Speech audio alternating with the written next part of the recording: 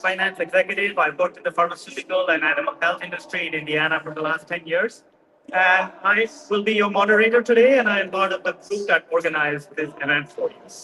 We have with us Sophia Shakil. She's an educator, an entrepreneur, academic with academic roots in psychology and health informatics. She's the president of the Indiana chapter of PACPAC, which is the Pakistan American Public Affairs Committee. Thank you, Sophia, for your leadership in making this event happen.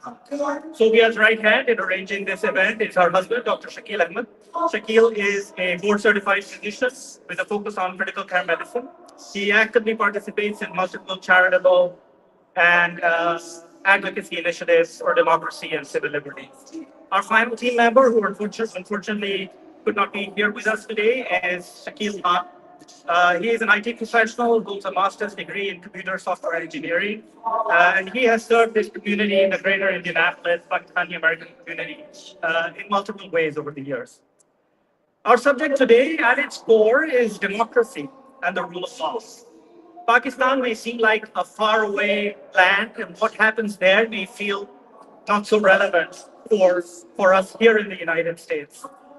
Why should Indiana's lawmakers be interested in what is happening in Pakistan? Well, firstly, because your constituents are concerned about it. We have a growing and vibrant community of Pakistanis here in Indiana. Among your neighbors are many doctors, engineers, bankers, entrepreneurs, IT professionals, academics, doctors. Did I say doctors? Yeah, we talk a lot of doctors. And secondly, because all of us believe in democracy and fundamental human rights, civil liberties, they're God-given universal rights that every human being is entitled to anywhere. Those rights of the Pakistani people have been systematically and literally stripped away over the past nearly 3 years since the democratically elected government of former Prime Minister Imran Khan was overthrown in April 2022. Since then, Pakistan has seen a stolen election, the weaponization of the criminal justice system against political opposition, a massacre of pro-democracy protesters in the capital, Islamabad, and a complete takeover of the judiciary by a military-backed puppet regime with army generals, including the Chief of Army Staff, General Asim Munir, holding absolute power behind the scenes. We would like to thank Representatives Gobert and Becky Cash, Senator Fadi Padura, and all other representatives and senators who engaged with us over the past several weeks and encouraged and supported us to hold this seminar here today. We have two amazing speakers with us via Zoom. They will be making their presentation to educate us in more detail about what transpired and hopefully shed some light on what state legislators may be able to do in supporting their Pakistani American constituents here in Indiana. We are delighted to have Wajahat Saeed Khan and Hussain Nadeem with us. Thank you both, Wajahat and Hussain, for joining us. We will start with Hussain. We will now invite Professor Hussain Nadeem. He's a professorial lecturer at the Elliott School of International Affairs at the George Washington University. He works at the intersection of artificial intelligence, policy, and national security. He's a Maurice R. Greenberg World Fellow at Yale University and is credited with pioneering the use of data analytics and digital technologies to transform the policy sector with evidence-based decisions that serve the public good. What do you say? Thank you so much. Thank you all plus like media exactly virtually though always virtual shares the place right. So I'm going to take the next 10 minutes to do things. So one I'm going to do is like encouraging and the second thing of explain for these things that we can do in support of democracy and rights in Pakistan. I hope everyone can get anything the person. So basically can describe Pakistan situation is a good state. It is as close to becoming the most Korea as it is not truly independent. Whereas this is used for Pakistan's 1776 and we go to the world on names that are last year elections. When you know that it is given, there has been a huge debate in the Muslim world, the place like Pakistan, where they is not whether there should be a system for us in the sense that very it's study by 40 million people and one voice about and that we will speak that as a viable political influence. Unfortunately, as we speak, right, we have a election for the last year with the security rate either the AI is they must have probably just extremely high, even despite the fact that it's right now, we don't feel like the political dynasties and constant political treatment as unprecedented level of violence in this country. We just need in the United States. The interesting part is that this has a lot to do with the United States foreign policy. So Pakistan, especially the Biden era policy, not just in that.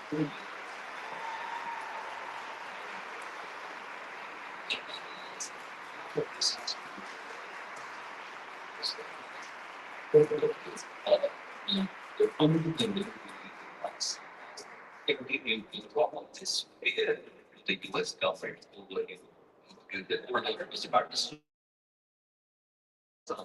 later after also got the nuclear threat. And for decades, the sector the US governments have used. I mean, this way they have continued to sponsor and influence very many political and military regimes in Pakistan. More military coups in Pakistan's history and the freedom of democracy has really existed in the country. The current mess that we speak of is also part and parcel related to that. The US government, for instance, in the last 15, 20 years have funded about $15 billion in Pakistan. The United States, especially in part of my academic work in the book that is related to the United States part of the Pakistan, which amounts to over $8 billion and projects which is where it is that it was even 50 projects like $20 million Sesame Seed project and Sesame Street cartoons project. Then we have a couple of other projects about $60 million months. And then you was this dollars in the things in the British will be part of very specific political and military and its collection in Pakistan and also its part of the Pakistan political structures and the space of democracy and the will of the people. Now, this situation has persisted for too long and now it is at a boiling point where the governance structures have practically collapsed. The economy is broken. If we have a country of 40 million people with a nuclear arsenal which is under everything. So in this situation, it is unprecedented that the loss of divided coming for 7 years to be permanent and sponsor the regime in Pakistan that now looks more like North Korea. And growing ages with the most part of the Chinese war than anything else, which is compared to which was not interesting was that it was also his son. The Indians representatives for Pakistan. So that's very 2 minutes of that. That's straightforward. States snacks as well that part that is under my overseas in countries like Pakistan. Where they already rich as I said, issues and topics of speaking next speak. Like to say is the right difference between sort of secretary of state market. If you want to defense, you're the CIA first. It just want to see how Pakistan and restoration of the democracy is really very big start with now the second I think like the one other thing that we is to see the facts Hey, let me just do it. You just do it. Are you talking? You want me to? Why don't you just do it? You know more about this than I do. I was going to talk at the very end. I was going to talk at the very end. Yeah, I'm we got copies of it. Yeah. Steps of a little bit, and I think this might have.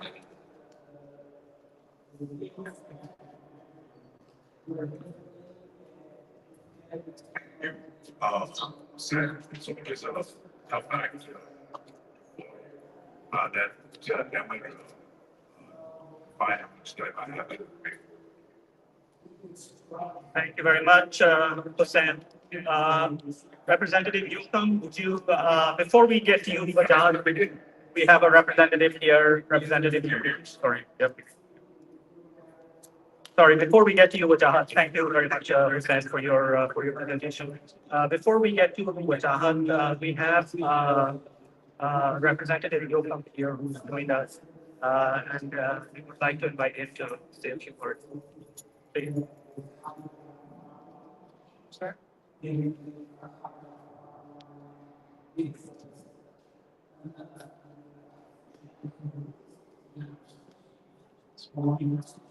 Test, 1, 2, 3.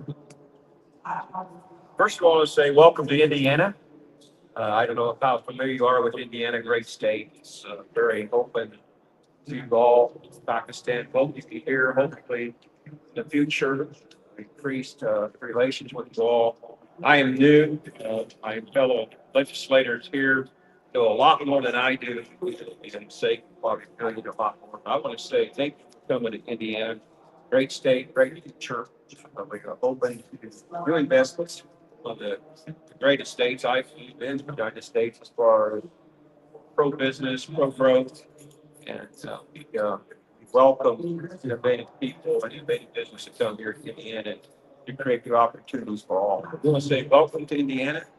Hopefully, I can know more in the future. We're all going to make their hobby. So I'm saying welcome to Indiana. Anything I can do for you, please let us.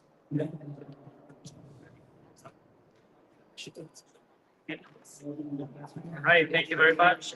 We will move on with the rest of our program.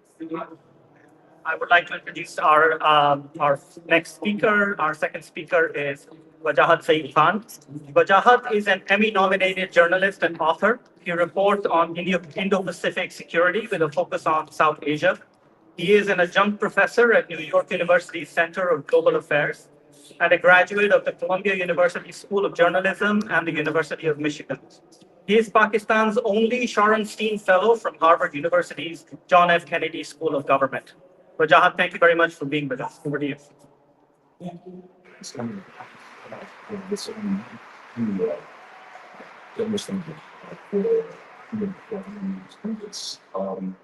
My name is Wajahat Saeed Khan. I'm very excited about making this presentation to the representative of the great state of Indiana on the visions. When I was a younger man, and I cherish those memories from your great state. During the political context in Pakistan, Afghanistan, and India, 3 countries on the still have something friends of two and a half decades. And like everything that was described, Pakistan is in a quantum phase. Hussain is way more sophisticated than I am. I'm more academic, just a simple journalist. My take is simple as well. Pakistan is in the of I'd like to call it 40 years. It's going through a crisis in its security sector, its economic sector, its climate sector, and most critically, in its legal, democratic, and human sectors. Studying the democratic rights specifically as basic freedoms over the last 2 decades, I've seen thousands killed in my country, including dozens of fellow journalists. My country certainly also some of the world's bravest journalists, and also been a top 10 A-list in the Committee to Protect Journalists Most Dangerous Countries list from 2014 to this very moment. The only other South Asian country that gives us from money when it comes to killing journalists is Afghanistan. That's the indices that we have challenged by the basis victims, especially for the last 2 years. And it's very difficult to moment for me as well. I cannot see this whole in Pakistan. Most forums are not available. Shut down. In fact, I got to be in Pakistan. That's my country, as I was born in, and that we have reported widely forward from. I was coming up from Metro. I eventually was home as city. I passed my class. I did my 8 hours has been cancelled. Nothing in my house. Of course, I'm not being discussed outside my country because the way Pakistan is managed, especially the current dispensation of leadership and responsibility, this current dispensation of moving from the so-called democratic region that has right. I made this case. It's a difficult case, but I made this case with a heavy heart. The U.S. Congress just last week that I'm making a case against targeted sanctions, not sanctions that hurt 250 million people of Pakistan, many of whom starve and struggle under the poverty line. Those are very top. This country's been 2 billion deficit times on leadership. As this Congress is the starts its new term under this new administration in Washington, you must be aware that you all have a critical part to play for many of the 1.2 million Pakistani Americans in your constituencies who are impacted by this day's things like Emma, for example. Our leaders are doing their best here, but they don't have any counterparts back home. And back home is essential because there is the promise and potential of those people, keep people like us going. See, awareness is powerful. This country should be aware that America's lack of action around aggression, such as blatant election rigging, mass arrests, internet shutdowns, abductions, and assassination of journalists and civil rights leaders, excuse me, and the incarceration is like Imran Khan, but not limited to Imran Khan, has been interpreted by the Pakistani military regime as a green light from Washington and even a state like India. This lack of action broadly endangers not just Pakistanis here, but also the friends, the relatives, the businesses, and the freedoms of the 1.2 million Pakistani Americans through what is now called officially by the State Department and even the FBI as transnational repression. This wave of repression runs from the boonies of Pakistan to the boondocks of a place like Balochistan, where I'm from, and right here in New York City, where friends and family and colleagues myself have been through. Now, whether it's just I don't know, and I know that this legislation a little to with the foreign policy mechanisms of, I don't know, the Reagan administration, or the Bush administration, or even the Biden and the Trump administration. But whether it's a nine consequence of Pakistan, specifically in this moment, on this unprecedented and well-documented human rights crisis for the past 2 years, has incentivized the regime back home to really crack down pretty much every day. The greatest example we had last November, November 26th, 2034, as the college football season was wrapping up. We had great from Michigan and even greater from Indiana.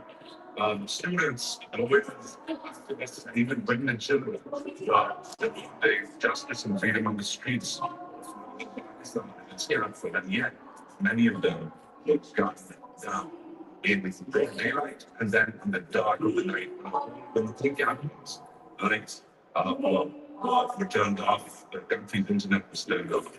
And one US publication, at least one, called it a premeditated massacre by Pakistan security forces. So, Pakistan, people like to move, people like to send, people like to them to place back home on the ones. My colleagues or friends, they don't have the freedom to anything. They don't have the freedom to go. Several freedom to report, the freedom to meet even their missing relatives.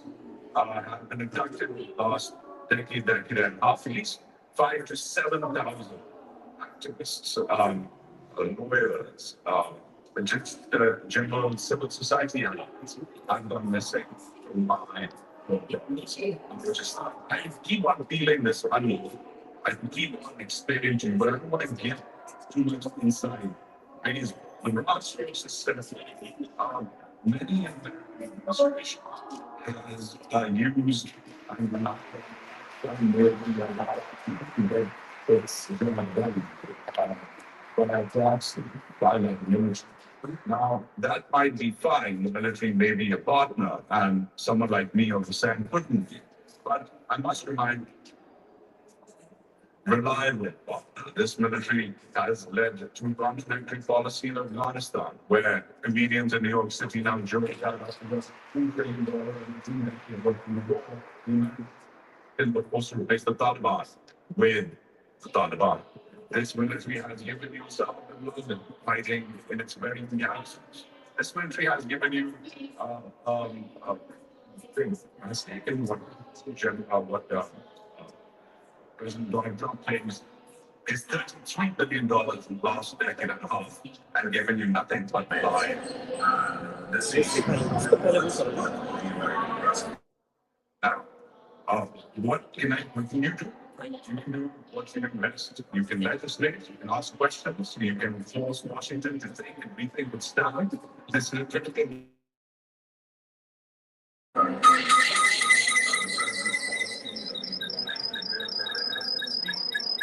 He's concentrated on Ukraine and his first phase and his first month. And we know that Afghanistan is also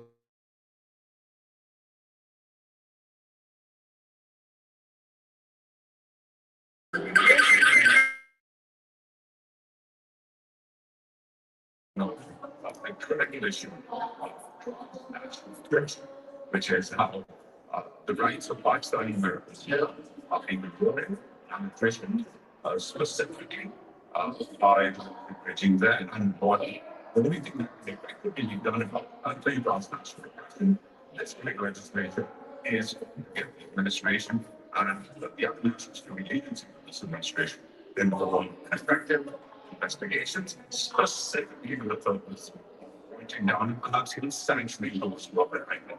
Thank you very much. Thank you very much, Bajan, for your words. Very insightful, as usual. So thank you. We have some of our esteemed representatives here who are joining us, and we would like to give them the stage to share their thoughts and views. I see Representative Betty Cash is back there. I know she has a 12:30 caucus, so I'm gonna let her go first before I invite Representative Obed. Okay. Betty. Oh, yeah. You're rushed. I could be late. Yes. Hello, everybody. I'm going to try to talk loud enough to drown them out. And I have 6 children, so I know how to talk loud.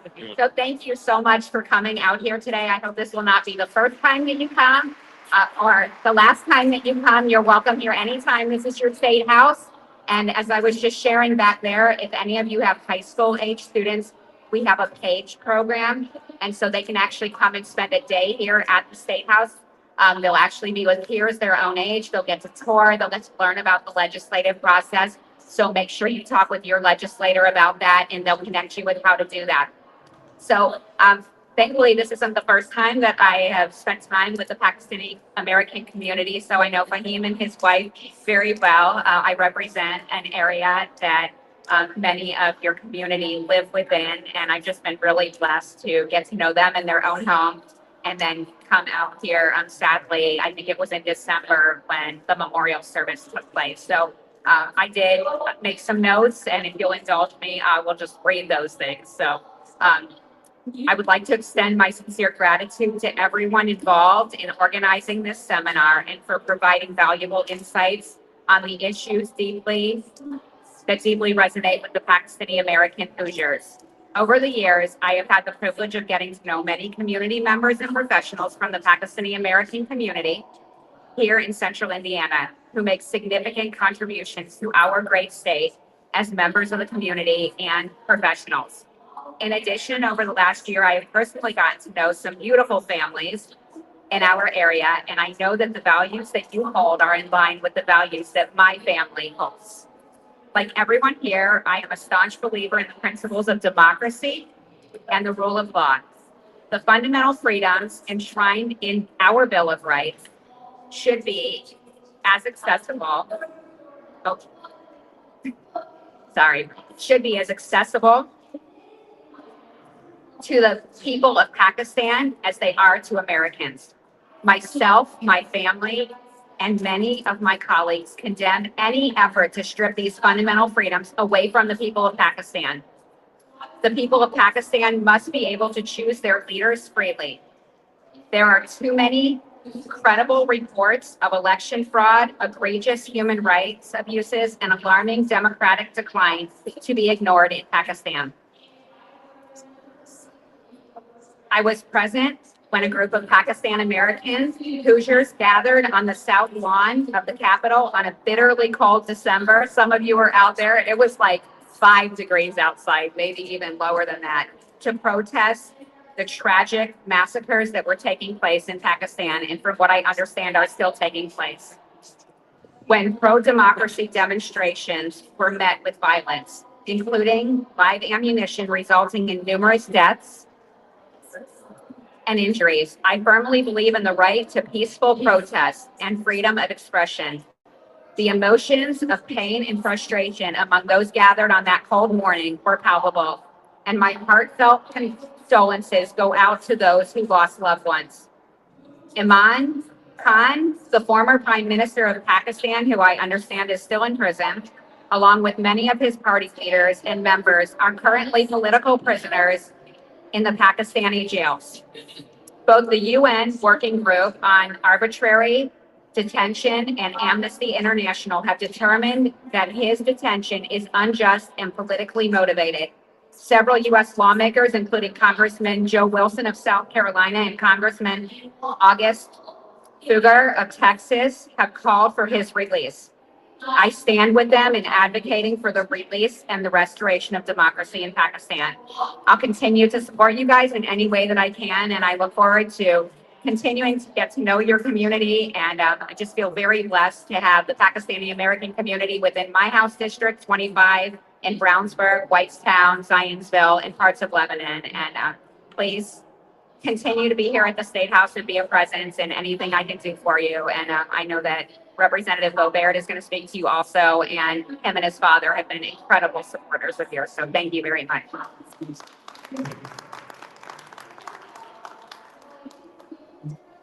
Thank you very much, Representative Cash. I will invite, without further ado, Representative Boebert. Hey.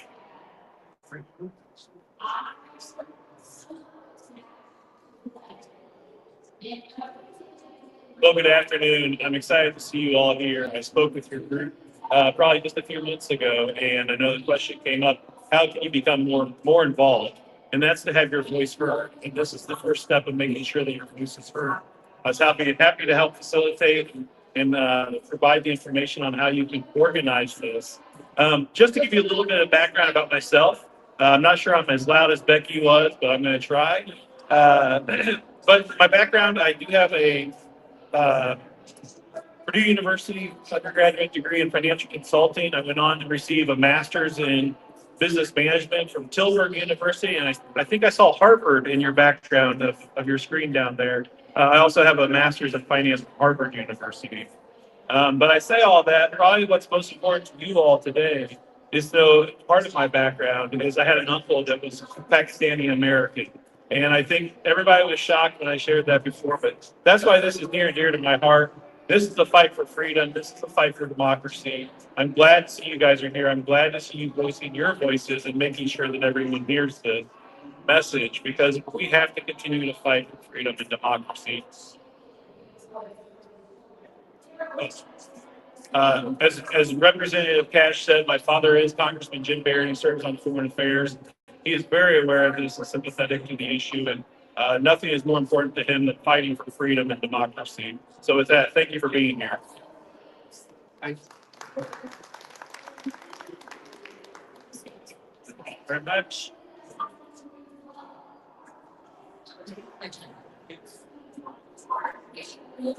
We also have with us Senator Fadil Padura, who's a longtime friend of the Pakistani community here in Indiana. Senator, please.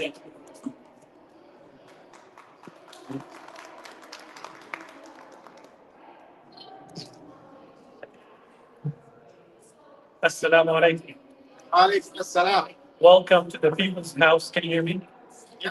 Welcome to the People's House. My name is Fadi. I'm originally from Palestine, and frequently people confuse me to be from Pakistan. And I tell them I'm honored to be an honorary Pakistani citizen. So I feel at home, so I appreciate it.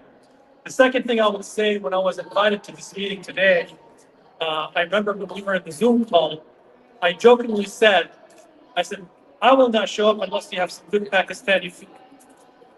Where's the samosas and where's the biryani and all of that stuff? And I forgot that today is Ramadan. So, we'll hold you accountable for better food for next time. Well, welcome to the People's House to the state of Indiana. Again, my name is Fad and I serve in the Indiana State Senate. Honored to serve our community. Today's meeting is extremely important because the idea and the issue of democracy is a sacred idea that protects humanity, whether it is in the United States or in Pakistan. Wherever we go, every citizen needs to be protected under the law and treated as an equal citizen, not under military rule. And what we're witnessing in Pakistan is the erosion of democracy through the actions of the military. And I will personally oppose these the same way that I would oppose it if it was happening in the United States, where the role of the legislative body and free elections and protecting people from the oppression of being jailed for speaking their mind and representing their parties and their people, and for the voters to be able to speak their minds. So I commend you for taking the initiative to educate legislators in the state of Indiana. And I urge you to continue to work with your federal representative because we know that foreign policy is heavily influenced by the United States Congress and by the office of the President of the United States. So this is your People's House. We look forward to learning from you, to working with you, to standing with you. And I'm hopeful that we will be able to make policy changes on a national level to bring peace, prosperity, and democracy to every zip code in the United States and to every nation across the globe. So thank you. May God bless you. And I wish you a very meaningful Ramadan, Sean. Sign.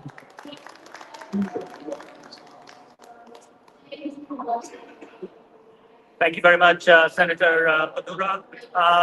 We have one last speaker here, Mr. Richard Bagsby is here with us. I'd like to come up and say a few words, please.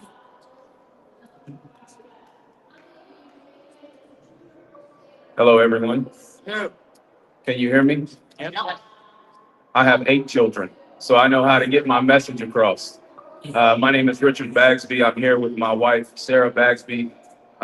We have been fighting for the freedoms of people in Indiana for about 4 years now. I was a candidate, still am a candidate right now. What two guests were talking about is near and dear to my heart. When you have a rogue government and rogue elected officials, the people suffer. No matter where it is across this great country or in other countries as well. But because of the resiliency of people like us who's willing to stand up and fight the machine, fight those who wish to have lordship over us, I believe the enemy will never conquer us, and we will continue to be conquerors. Like I said, I appreciate you having me, having my wife as well. I'm a dear friend to Becky Cash, and God willing, by this time next year, I will be able to not only fight for your community, but also the communities back home, and also be an advocate for the freedoms all across this world. Thank you. Thank you. Thank you very much, Richard. We have a number of members of the community here who have joined us. Thank you, each and every one of you, for being here. It's really very important and very heartening to see how many of you turned up. this issue of democracy, rule of law, and fundamental rights in Pakistan is very near and dear to our hearts. And it is absolutely incredible to see you all here. We have time for some questions. If anybody has any questions for our speakers, please go ahead and ask those questions now. We are going to I'm going to have to repeat your questions because we have, as you know, used up the microphone that we had to turn up the volume here a little bit. So if anybody has any questions, please. Since Prime Minister Khan's arrest, has there been a rise in attacks by groups associated with TTP or Baluchistan separatists? And has that affected the stability of the country? Great question. Thank you. So the question, guys, was since the Prime Minister Imran Khan's arrest, has there been a rise in attacks by TTP or Balochistan separatists, and how has that affected life in Pakistan? Rajat, would you like to take that one? Sure, unless Hussain wants to answer it as well. Yes, there has been to use Hussain's term, a quantum leap in terms of the security problems in Pakistan.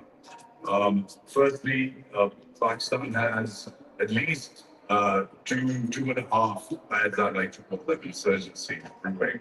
In the largest province in Balochistan, there is a separatist insurgency run by Baloch insurgents, which is now officially the longest running insurgency in Pakistan's history. It started in the mid 2000s, and in fact, just as we were preparing for this briefing, there has been another attack, a suicide attack, back in Balochistan, which is rare because that hasn't been the modus operandi.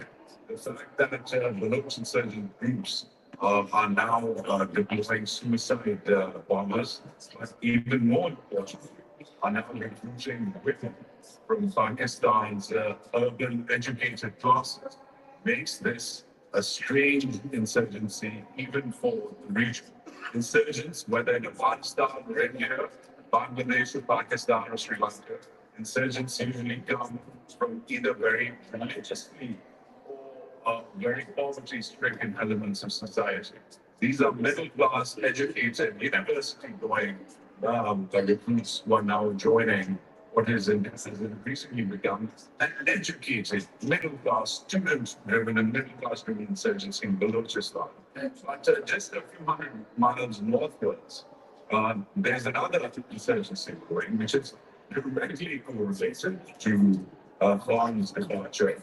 Now, Mr. Khan was right on many things, long as due to be fair, right on many things. That's the most correct prophecy he made. And he's been making this, and he's saying this for almost 2 decades, is that there is no military solution to Afghanistan.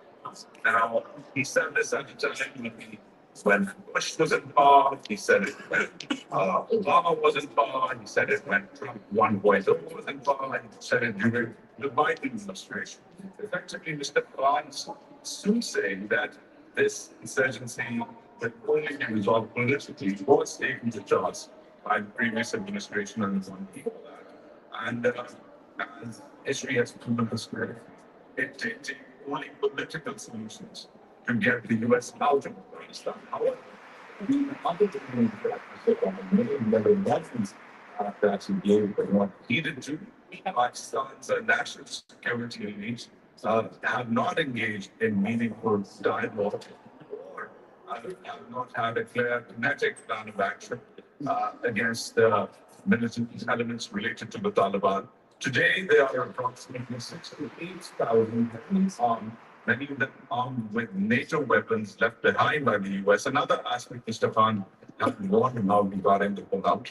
And they have merged with other elements as well. There are at least 30 different freelance groups dominated by the TTP. And then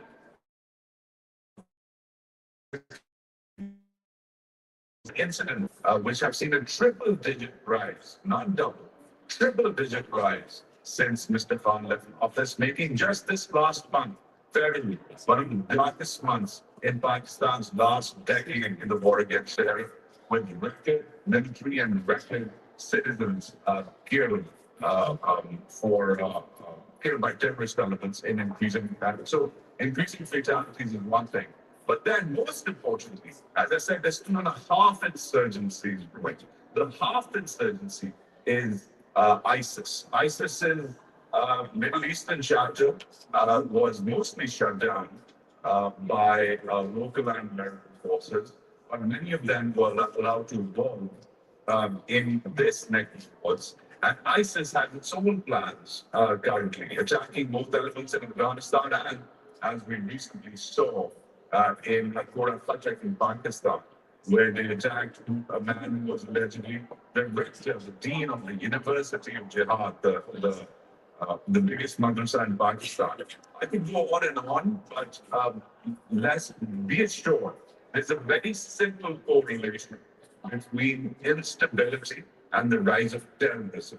Khan's removal has triggered a lack of trust in the populations in the border areas for the military. Now, we know if you've ever spent, if anybody in this Congress, anybody of your friends or loved ones has ever served in uniform, chances are they've been deployed to Afghanistan or Iraq in the last decade and a half. You know that you cannot fight an insurgency, or you cannot conduct counter-terror operations without people on the ground supporting you. Ironically, the Pakistan army has little support from Pakistanis currently. That's why it finds itself in an insurgency which is now the longest in its history, as well as the deadliest, because its people hate it, its people mistrust it, its people fear it, and as far as counter-insurgency doctrine is concerned, that will continue till the army wins their trust. Thank you, Jahad. Sam, would you like to add some comments to that question? Ajahn, I think as comprehensively explained the entire thing. Just one add on top. What we are seeing right now is not the state undergoing collapse. The state has already collapsed. We're seeing the symptoms of these collapse coming out. So the state that has declared war on its own people, be it in Balochistan, be it in Waziristan, be it in Punjab, what we're seeing and witnessing right now, the increase in growth, is the exact same growth in terrorism or insurgency that we witnessed during General Musharraf's era. And despite the fact that after that era, there was the weak democracy or the military intervention of the democracy, we start seeing the slide of these attacks. But now, because we're back again into the military rule, the ecosystem is entirely based on centralized power and structure. What we witnessed again, and we will continue to witness this, is a complete deterioration of the state in two provinces, which are Balochistan and KPL, also same like the right now. So we'll see increasing trend towards this. Thank you. Yes, unfortunate. So, any other questions from the audience?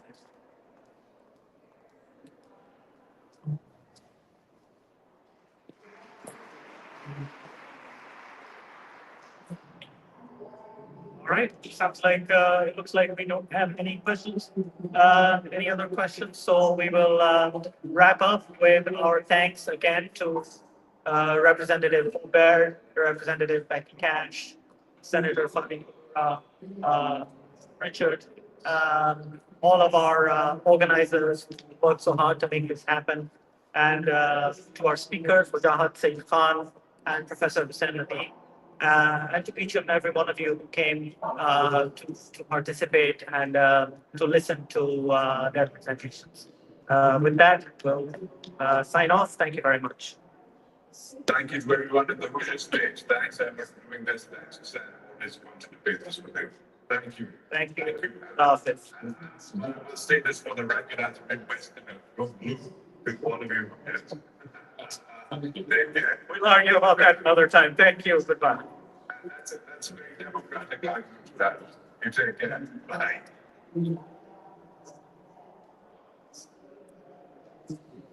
Thank you very much.